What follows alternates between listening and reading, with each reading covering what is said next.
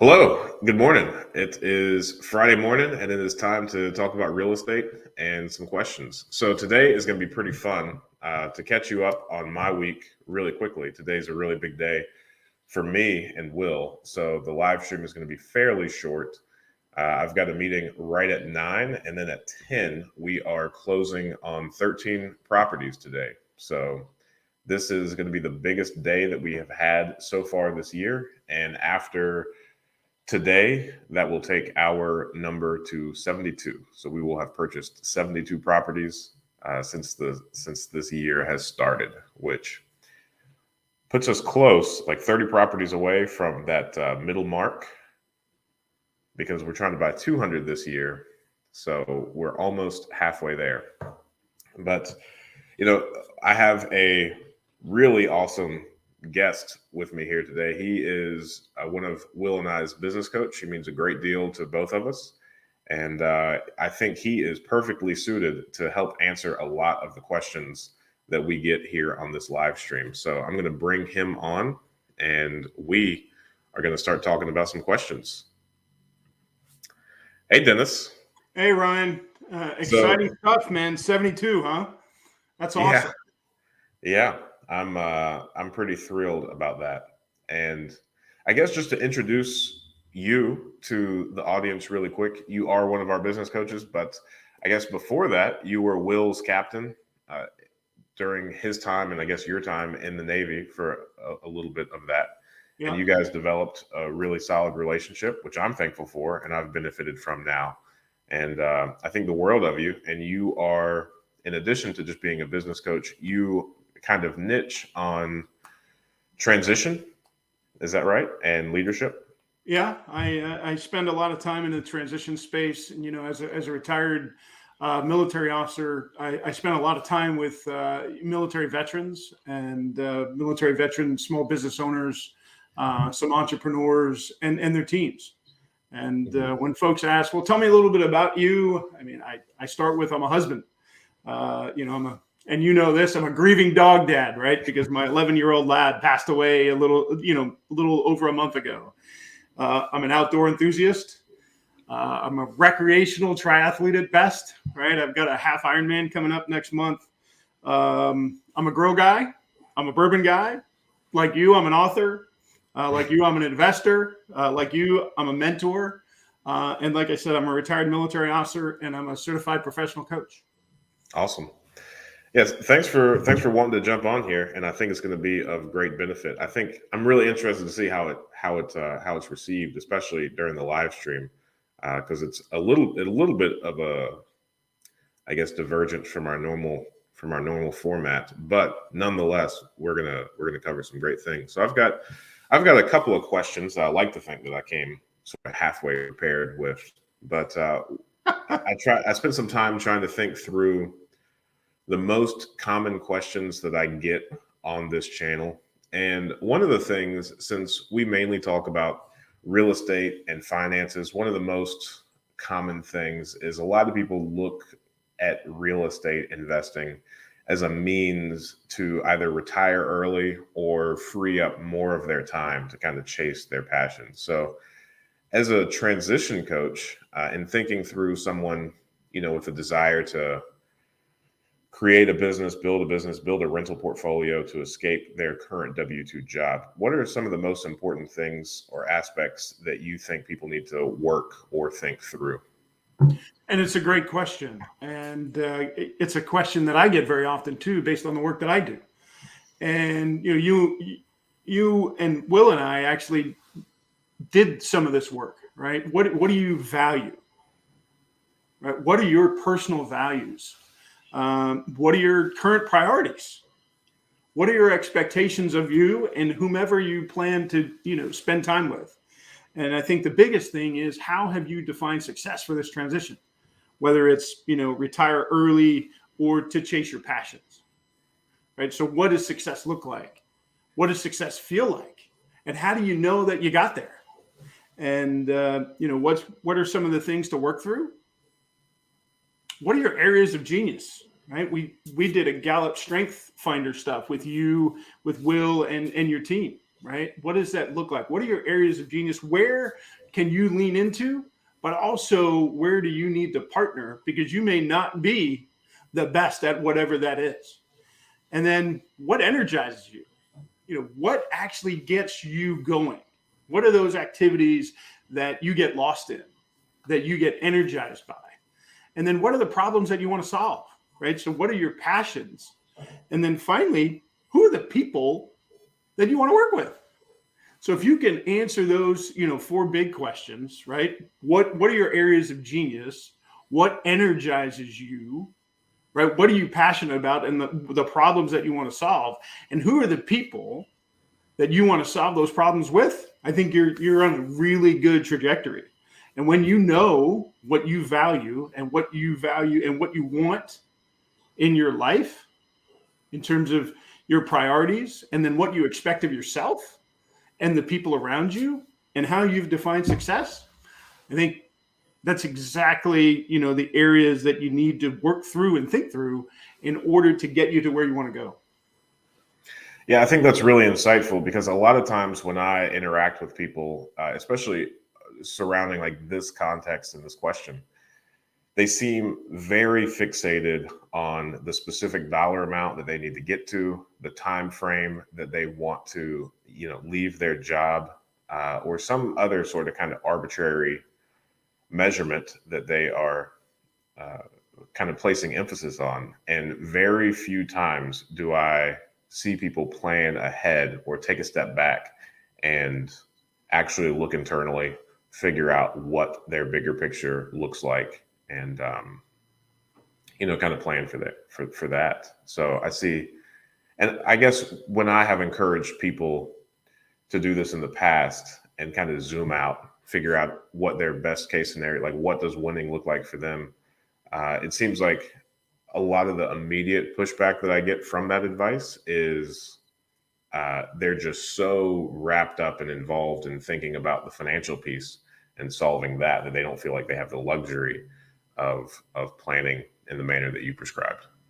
Yeah. And, for me personally, I kind of take stock on a quarterly basis. And the financial part is only part of the equation, right? I look at it in terms of how are my relationships with my family, with my friends, with my wife. What about the physical side of life in terms of what am I doing for fun and recreation? How am I doing, in terms of physical wellness? How am I doing in terms of mental wellness and mindfulness? And then what about job satisfaction and fulfillment? And, you and I talk about that every time we get together. How are you doing mentally? How are you doing physically? How are you doing socially? And how are you doing in terms of your spirit and your sense of purpose? And, that financial side is just one variable in the equation. I completely agree. And I think a lot of times the way people pose the question of, I'm looking to utilize real estate as a means to retire early, they're inadvertently overlooking the fact that real estate is a business. It's often touted as something that's passive, something that needs very little work, something that they could, hire out a lot of the tasks for.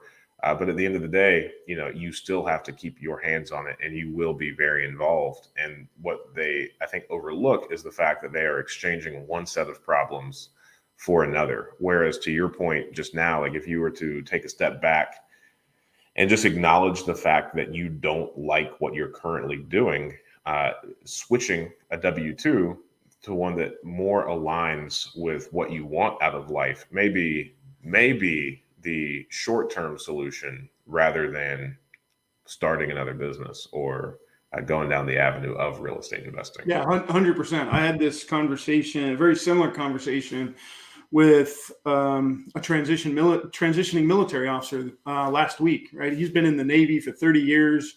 He's pretty high on, and we spent time, probably 30 minutes. He was talking about all of the things that he didn't like about his current W-2. And then I asked him to reframe it. I said, it sounds like you're running from something. What do you actually want to run to? Right? And take the time and identify, the positivity that you're looking for, that positive energy that you're looking for, and not what you're running away from. And really taking the time and, in order to look big, you got to look in first and identify those things that really energize you. Mm-hmm. So from an actionable perspective, someone that hasn't necessarily come across this concept or uh, isn't necessarily accustomed to looking inwardly, how would you suggest someone get started? Is there some sort of formula or uh, non-proprietary things that you walk people through? Yeah. I mean, and you and I have done it, right? What are your values? What do you need in your life to be your best self? Right. And then start there, because that's the foundation that's going to allow you to do the things that you want to do. And as a military officer, I was lucky and unlucky all at the same time. And I say that because we had core values, honor, courage, and commitment. And that kind of provided the backbone. But when I needed to make decisions about me, I needed to look at me, not from an organizational perspective, but from a personal perspective. And I realized, what did I need in my life for me to be my best self? Well, the first thing I needed was autonomy. And that's why I got into the coaching space. And then the next thing was I needed impact. I needed to know that I was making a difference in the lives of other people. And then it was connection with folks like you, folks like Will and others, right? Connection to amazing people who are doing amazing things in their lives and that are going to make me better today than I was yesterday and better tomorrow than I was today. And then finally is security. And that's all about emotional, physical, and financial safety for me and the people who matter to me to be their best selves. So if you can really examine what you need in your life to be the best version of you, that's the first place I'd start. So create a list of core values, I think is what I'm hearing. How many do you suggest that people have? 3 to 5, no more than 5, because they provide you with a decision matrix. And if you need to focus on more than 5 variables at a time, at least for me, that's really hard. So that makes sense. Yeah, I think especially if you are looking at your core values as like a lens that you examine all the decisions that you make, or whenever you get into something a little bit unusual, kind of like a framework as to how you're going to make that decision. So I guess, what do you have a list? I know you just shared yours, but do you have some, I guess, kind of vague words, kind of like the ones from the military that you might suggest not using or avoiding? And then do you have some, I guess, examples of some really solid core values? Well, it's interesting. Honor, courage, and commitment, I think they're great. But do you need honor, courage, and commitment for you to make decisions? What's going to allow you to make more informed and better decisions about the work you do and the life you lead? And when you think about it with that, I'll call it, rubric or lens, I think that's the helpful piece. That makes sense. I think, I started an insurance agency, and early on, I was asked to kind of come up with some core values, and I had honesty, integrity, and trust, I think. Well, then you look at all of the other insurance agencies that have like ever existed, and they're the exact same core values. And especially when you add the element of, is this actionable, and can I run a decision through this, and it helped guide me. And I think, while those are important, I feel like they might be a little bit overdone, maybe, and they might be a little bit kind of too fuzzy of terms now, since they've been so overused, for them to actually serve as some sort of guide in the decision making, if that makes sense. Yeah, and when you look at it, I think there's some nuances when you look at it from an organizational perspective. And we all very often we talk about mission, vision, and values, right? And mission is what we do. Vision is why we do it, and then values is how we do it at an organizational level. And it's a good decision, in terms of reflection, right? Did the work I do, did I operate with integrity? Okay. Yes or no? Was I honest in all of the dealings that I had? Only you can answer that question. So I think there is a little, nuance between organizational and personal values.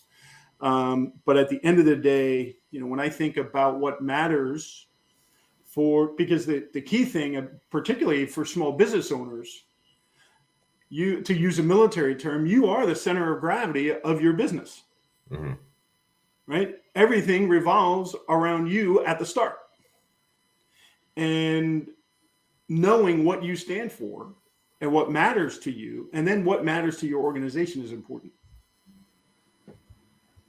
Yeah, I agree with that. And I like the way that you said that about the business owner. And I think once I got comfortable with kind of how business operate and kind of like the framework that businesses should kind of run around, one of the patterns that I picked up on was once I got to know the owner of a business, if I learned that owner's weakness, then there's like a 99% chance that the weakness of the owner is also going to be the weakness of the organization. Yep. So core values, that is one thing that you should do that's actionable, is figure out, how you want to make your decisions. Do you have anything else that people should do? The next piece is priorities, right? And it goes back to what we talked about earlier in terms of how have you defined success, right? And once you have that definition of success, what are those things that are going to allow you to get there?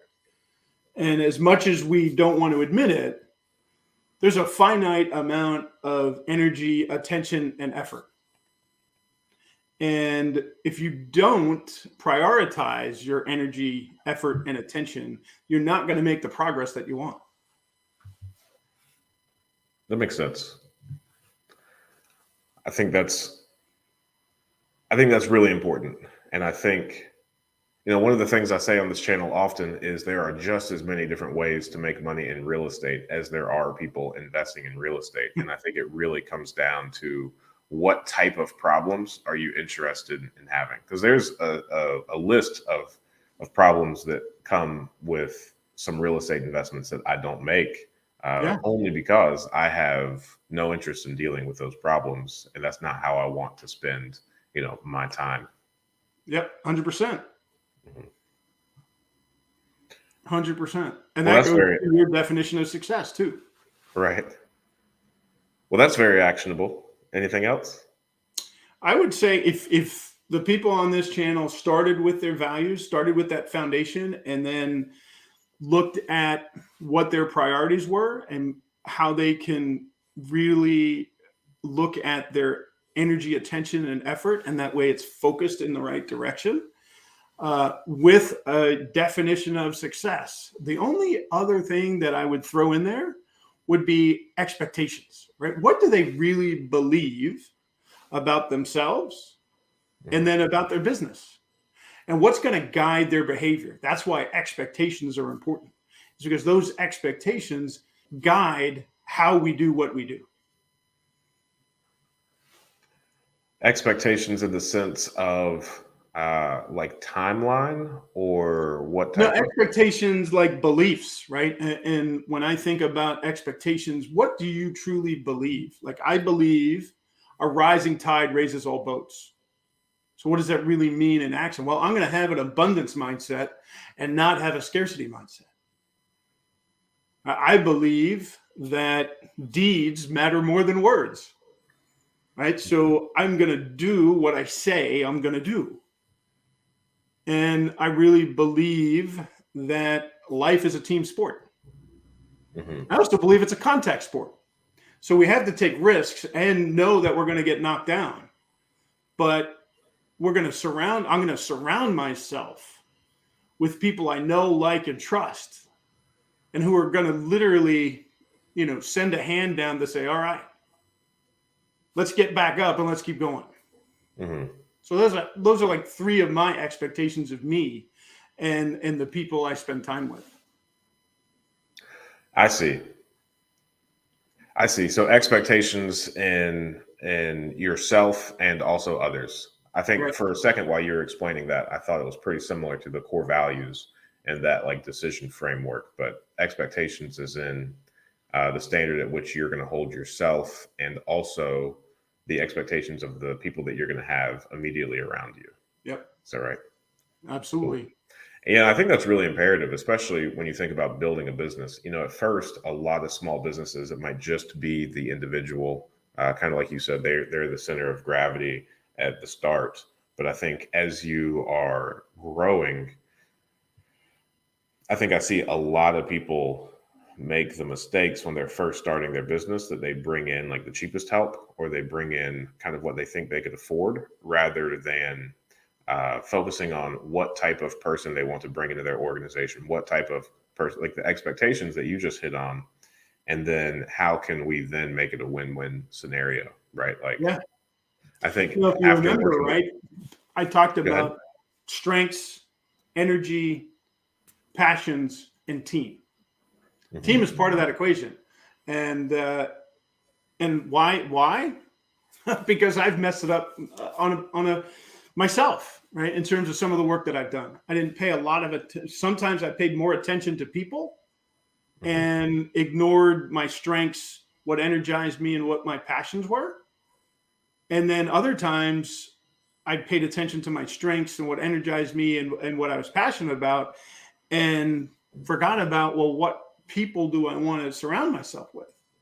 So both provided some frustration, just different frustration, right? I got energized by the people, but I wasn't energized by the work. And conversely, the other example, I was absolutely energized by the work, but de-energized by the people. So that's why those four variables are kind of in that discussion. Yeah, that makes a lot of sense. And either one of those doesn't necessarily sound like it's sustainable. If Yeah, you're energized by the work and de-energized by the people, that seems like it's probably got a pretty short shelf life, uh, 100%. and vice versa.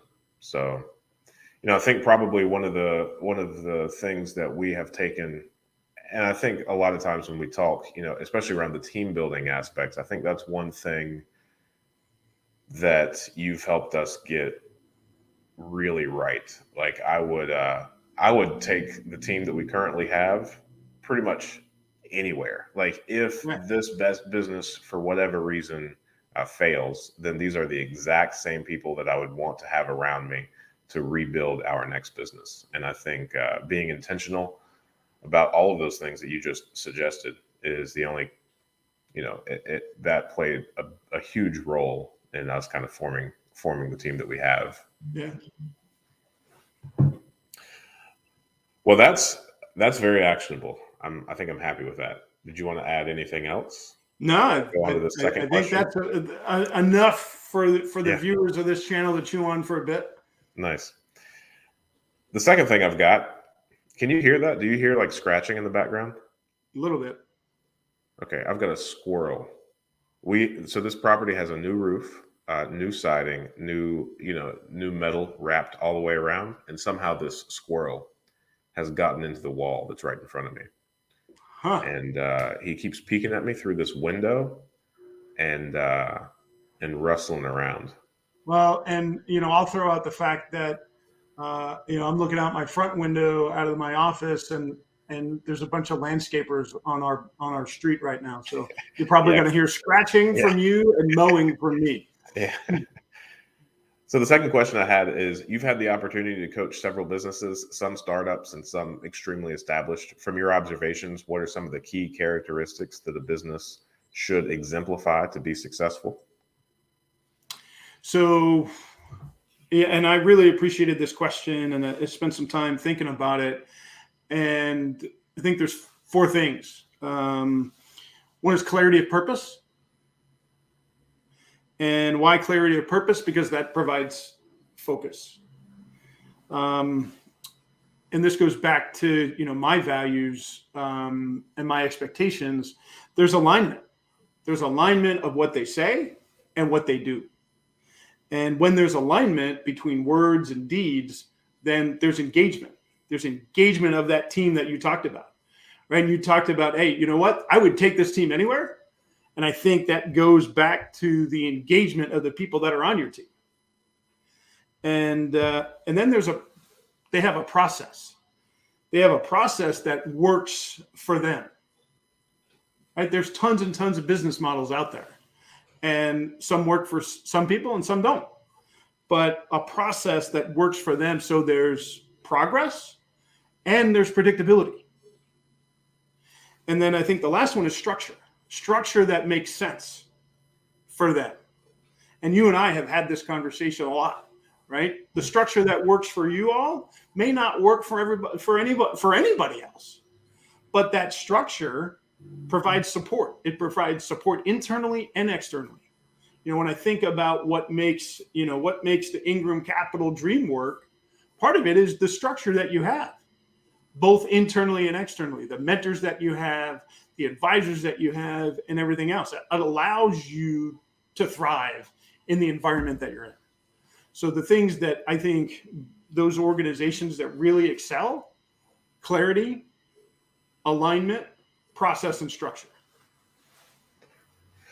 Yeah, and hearing you say that, I think one thing that I have noticed a lot of new businesses do is they try to provide everything, which really blurs the purpose. And I get it, like from the scrappy startup perspective, like when I first started, my insurance agency, which is the first business that I ever started that I immediately depended on for my, like the lion's share of my income. Sure. I was willing to do just about anything. I would write insurance on risks that I didn't fully have an understanding of, businesses that I didn't quite know what I was doing. And I spent so much of my time learning. One of the oldest industries that we have today, right? Insurance. So it's one of those things that I could have spent an endless amount of time constantly learning at everything that came at me. But I really experienced the first kind of jumpstart and acceleration and success when I stopped trying to do everything, and I decided that I'm going to niche down and, for the most part, only write insurance on other people that have investment properties, not home, not auto, nothing crazy.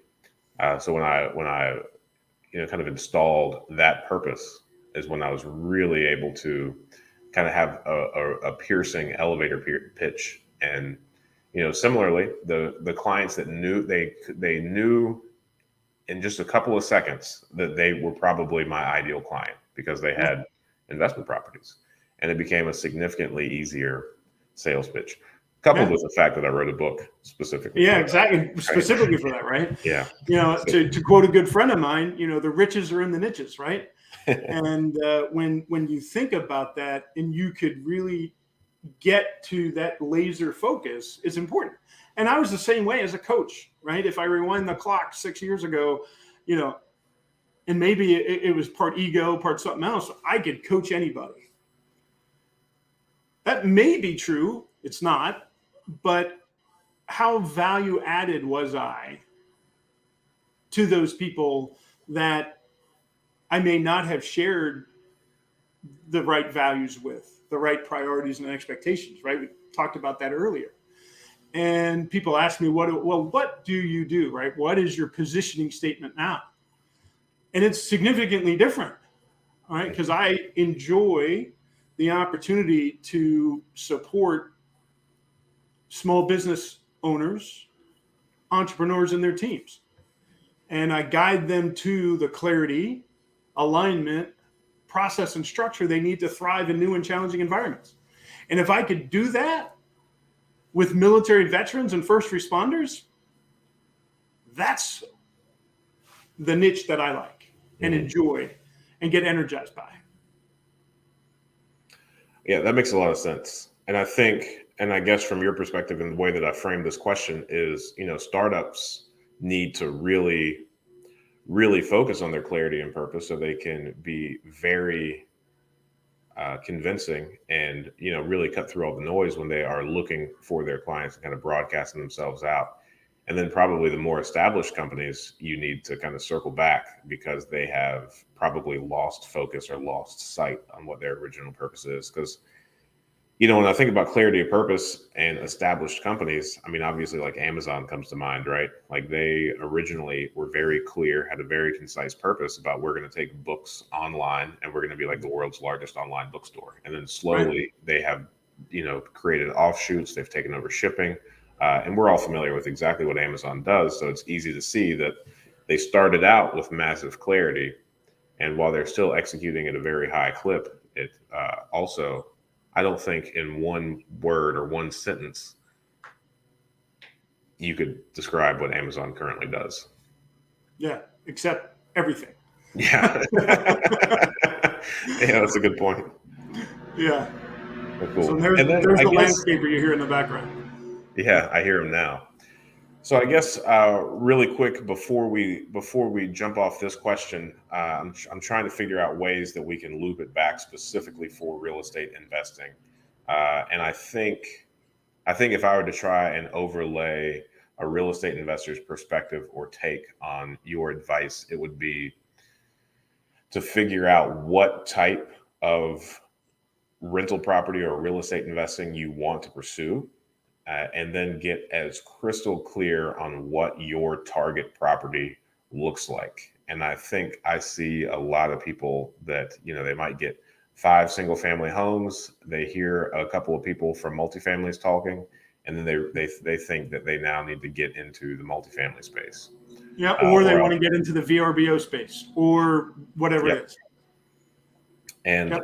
I think the thing that's overlooked, especially when you're, super focused on hitting financial metrics and you think that VRBO, you're going to get 10 times the rent. Well, I think the thing that's overlooked is that calls for a completely different and extra infrastructure to be in place for you to be successful in that thing. So I definitely see people want to do all of the things in real estate investing and have a little bit of everything. And I think they lose their momentum and power in that as they're starting up. Yeah, and you talked about the structure that's required to do those different things, and then that structure in and of itself is going to eat into that financial goal that you have. So really defining what you want to do and really what your areas of genius are at the outset would really serve some of the people that are watching this channel right now. Mm-hmm. Yeah, I agree. And then I also think that if you get into a space, like if you from the onset, you decide you want to go into Airbnb or VRBO because you know that at least from a gross perspective, you can 10x what just a traditional long-term rental would do. There's no shame in changing, pivoting, or deviating once you get in there and realize, one of the things that we talked about earlier, like if this doesn't fit in your ideal, like the way that you allocate your time or what your vision for your future is, or if it's not the way that you want to spend dealing with those issues, then it's okay to move on and change. Yeah, you're not changing your why. You're not changing your purpose. You're just changing your how. Mm-hmm. Well, the next question is, which do you think is more important, the business model or the business operator? I think I may have answered that already, but my initial answer is, both. But my final answer is the operator. And, there are tons of business models out there, and many have been successful. But when we start and you talk about Amazon, right?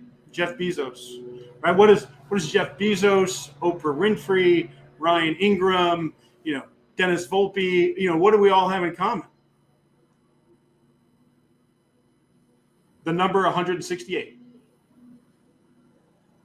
168 hours in a week, right? And everybody has the same number of hours in a week. So there needs to be a plan, there needs to be a process, there needs to be a model. But at the end of the day, the operator is the one that implements it. So plans and processes are simply things that we get to deviate from based on the conditions we see on the ground. So it's the operator that is who is more important than the model itself, because they are the ones that are doing the work. They are the ones that are making the decisions, and those are the ones who are in the arena doing what needs to be done. Yeah, I like that. You haven't really have anything to add. I mean, I think that's really spot on and wise. I mean, I think, NDAs are a thing, and I'm sure you've had your fair share of this, where people want to really protect the idea that they have, and just to prepare for them to ask you a 10-minute question or get some advice on something, you have to do 10, 15 minutes worth of paperwork, because they're so protective of this idea.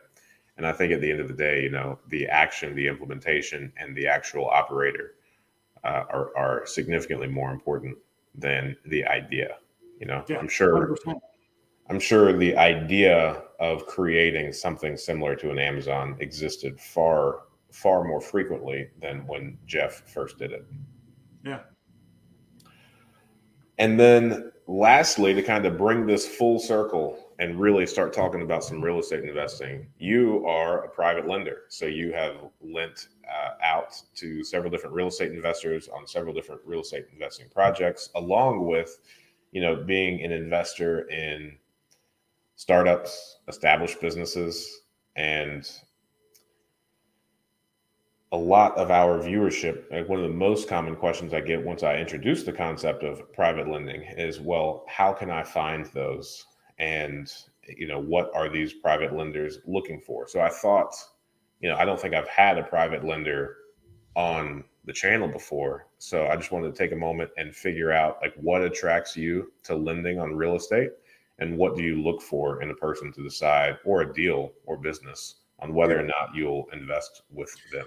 Well, you touched on real estate earlier, right? Real estate is an investment that almost always makes money, and it's relatively safe, and it's relatively stable. And if we go back to my values, right? One of my values is security, and part of that security is financial. Mm-hmm. So why do I invest in real estate? Well, because you make money, it's safe, and it's stable. What do I look for when I'm going to lend money? I think it's two things. I don't know if it's an actual word, but I'm going to call it good humanness, right? And trust. And is this person who I'm going to, and it goes back to, is it the model or the operator? Right? Is this person, is he or she a good human? And do I trust them? And I use the trust equation from, the book, The Trusted Advisor. Are they reliable? Do they do what they say they're going to do? You see a trend here, by the way? And then, are they credible? Do they actually know what they're talking about? Is there a relationship? And then, what's their orientation or their motives, right? Is it all about them, or are they looking to do something bigger? And so, do you do what you say? Do you know your stuff? Are you investing in the relationship that we have? And why are you doing what you're doing? Is it all about you, or is there something bigger? Mm-hmm. And there's 3 levels of trust, and this might be a horrible model, by the way, but it's mine. Are you a good human? And do I enjoy spending time with you? That's level 1. I said I was a bourbon drinker, right? So level 2 is, am I going to enjoy drinking some really good bourbon with you? and having some deep conversations that go with that really big ice cube in that small glass, right? And you talked about the team that you have and how, if you go into another venture, that's the team you're going to take. Well, very similarly, and it's based on my background, would I go to war with you? That's level 3, right? That's the level 3 trust. And, those levels are determined, basically by the amount of money I'm going to invest with somebody. And have I got it right all the time? Nope. Absolutely not. And it goes back to one of my strengths, right? We talked about the Gallup Strength Finder. One of my strengths is I'm an activator. So sometimes, very similar to you, I ready, fire, aim, right? And one of the investments I did through WeFunder, and I really invested in terms of the operator. I invested in the lead investor. I did not invest in the operator. And what happened? I lost all my money, right? So I didn't take the time to figure out if the operator was somebody I trusted and whether or not they were a good human. The lead investor was. We spent time, we had a relationship and everything else, but I didn't realize that I was betting on the wrong horse. I was betting on the wrong jockey. So. Yeah, that makes a lot of sense. And I think, on this channel, I've spent a lot of time, and I sometimes feel pretty cheesy when I do it because people are like, hey, how do you find private lenders? And I'm like, well, first off, you have to be the type of person that people would want to lend their money to. And that's kind of vague. I don't think I articulate it well. And it's not as actionable as I would like. But at the same time, I don't think, especially when it comes to private lenders and this relationship that you're describing, right? Like this 100% takes a serious amount of time, energy, and effort on both parties. And I don't think the actual real estate transaction, I don't think the underlying investment has nearly as much to do with it's not like a transaction, I suppose, is what I'm trying to say. When it comes to private lending, you can find some institutional money of like hard money lenders without the relationship, but you're going to pay for it. And, it's going to cost more. There's going to be a lot more hoops, a lot more paperwork to jump through. And when it comes to private lending, it is 100% all about the relationship. And yeah, I feel like I got a little bit of edification by your answer there. And yeah, I think I shared with you, my first in private lending investment, and it was when I lived down in Florida, and it was a former Marine, a retired sergeant major who wanted to open up his own gym, and we had been connected through some veteran service organizations and other things. So we had a relationship. And then we had a conversation about, hey, you know what? This is what I want to do. This is why I want to do it. Right? So I understood the motives behind it. So there was a relationship there. He was credible in the space. And, he was reliable. So how did that, and if there's any lawyers on the call or anything else, they're going to be like, how did we cement, this investment? A handshake on a sidewalk. Literally a handshake on the sidewalk.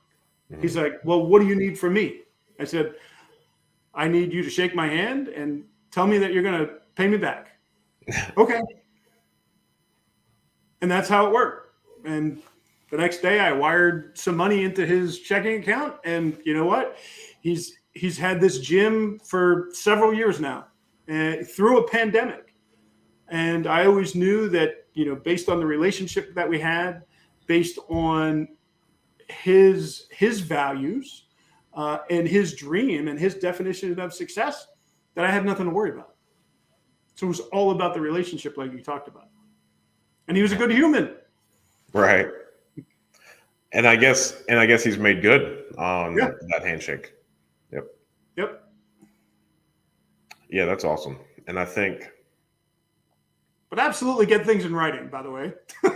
yeah, yeah, yeah, I think that's probably important. But I mean, to your point, I mean, you find, when things aren't in writing, you learn about someone's character really quick. Now, that's an Yeah. expensive way to learn about people's character, but nonetheless, people show their Yeah. colors pretty quickly when things enter 100%. like a gray area. I invested in another company, and the founder CEO. Um, there was just things were in writing, but some of the stuff that was in writing, you're like, where is this coming from? Why does this need to be in writing? And then we had a very frank conversation um, that went to, if we go back to like the core values, right? The honor, courage, and commitment stuff. And I said, what you have in writing seems to be questioning my honor and my commitment to you and your organization. So if you continue to operate this way, don't expect any more money. Don't expect any more advisory services or anything else. And it goes Mhm. back to that relationship and that trust.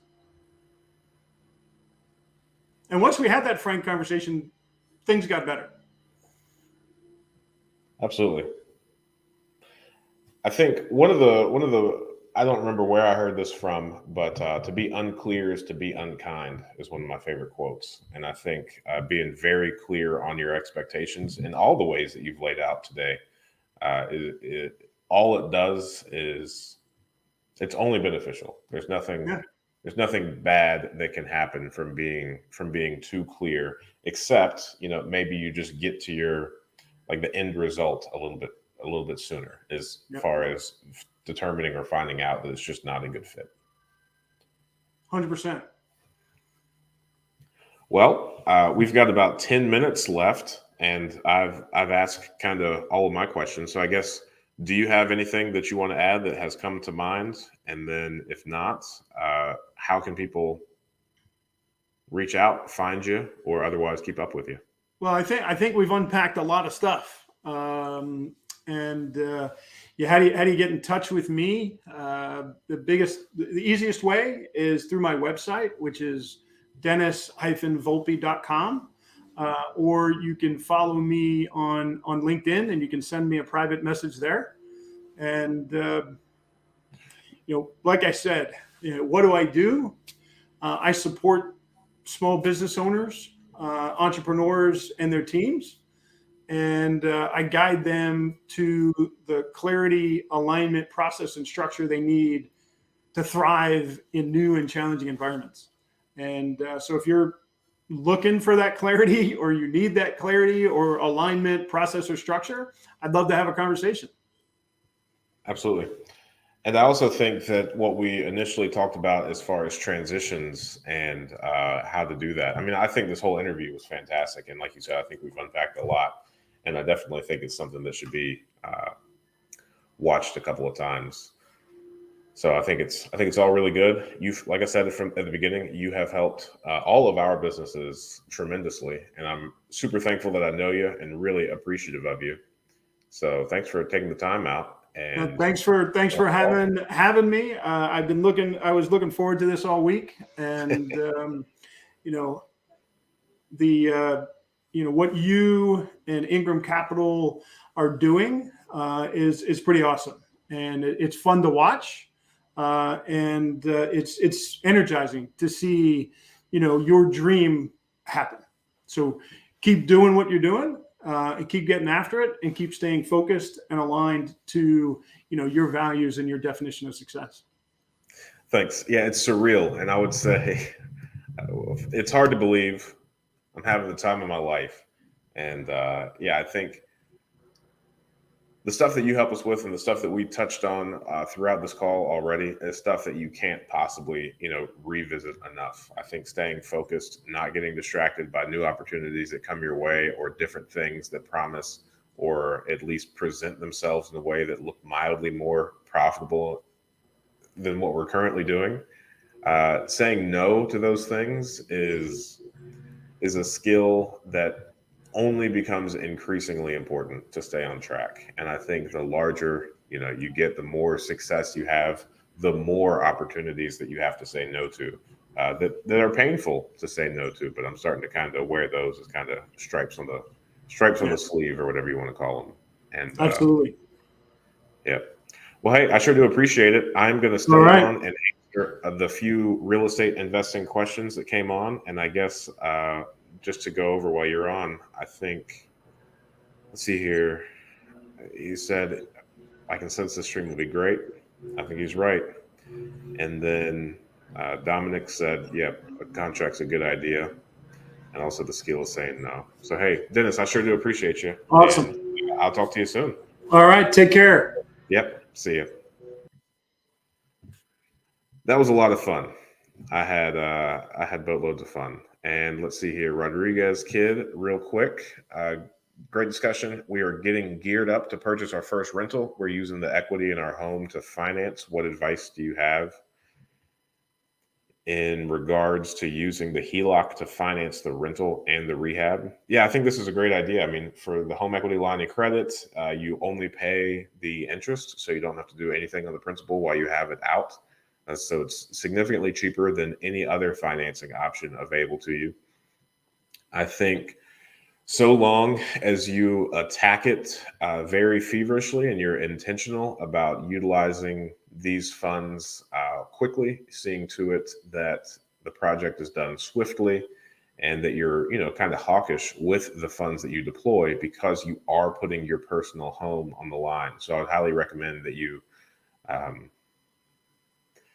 when you utilize the equity from your home like this, just do it as quickly as possible.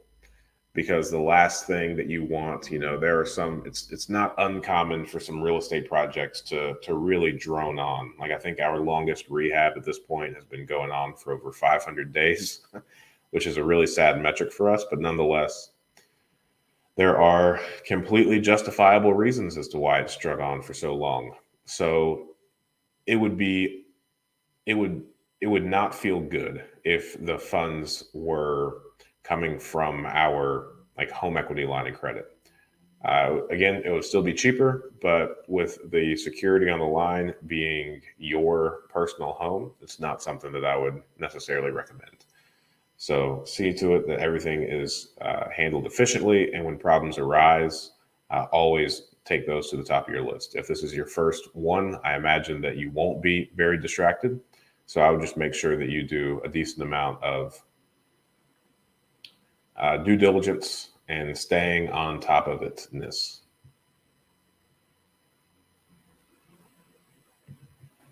You've been slacking on the IG posting, holding you accountable on that. Yeah, man, I got off of Instagram, man. I got off of Instagram and TikTok. Hey, it's one of those things that YouTube is what I really appreciate posting on. It's the platform that I like the most. I did some work on Instagram. I did some work on TikTok, and it's just a little bit consuming, especially with the scarcity of time. Maybe scarcity is not the right word. The limiting factor of time, and also the amount of work that it has truly taken to pull off being on pace to buy 200 properties. It is a serious amount of work. So I don't think I could possibly be intentional on more than one platform. With YouTube, it's every Friday morning. This is when I generate the content, and then a good friend of mine goes through, edits, and then posts. I suppose he could take some of these and try to figure out how to clip them over to Instagram, but hey, I'm here and I'm not hard to find. So this is the time that I've got blocked out to answer some questions. And, Instagram, TikTok, the amount of input that those require from me manually make me ineffective in the areas that matter more to me, like building this business. So that's my answer in short. I really appreciate it. And in a perfect world, I would have plenty of time to post on all the platforms and show some equal love to all of them. Ramblin' Ray, I'm fairly new to this space. Is a triple net lease a good strategy for residential investment property? If not as a sole strategy, then what about as part of a larger portfolio? I don't really know anything about triple net leases as far as them being used in a residential perspective. I have known people that have done this, and I think it's one that is extraordinarily scalable.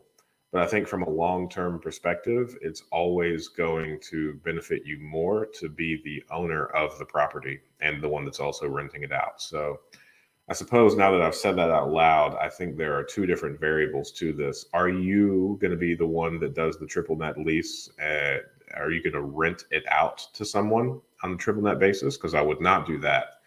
And if you are going to rent from someone that owns a property on a triple net basis, I would do that. But again, I guess in both scenarios, further dissecting that, you're better off being the main recipient of those funds and being the one that's in charge. So if you have a residential property, I would rent it out over doing a triple net lease. And then if you are looking for more rentals, renting some on a triple net basis would allow you to scale quicker. But at the end of the day, it would benefit you more so if you were to be the owner of the property. Understandable. Well, when you're trying to buy up half a day, time is a scarcity. I don't know, man. I can't possibly do it. There are still over 10,000 doors that are vacant in this city. So we need all of the help that we can get. So if you want to buy a property in Dayton, the amount of opportunity is by no means scarce. So, yeah. Yeah, thank you. Let me see if I can add anything about the triple net, as this is likely the last question. I've got that meeting at 9, and then we're buying 13 properties today, starting at 10. So really pumped about that. Biggest day we've had in a while. Triple nets. I think I've just about exhausted it.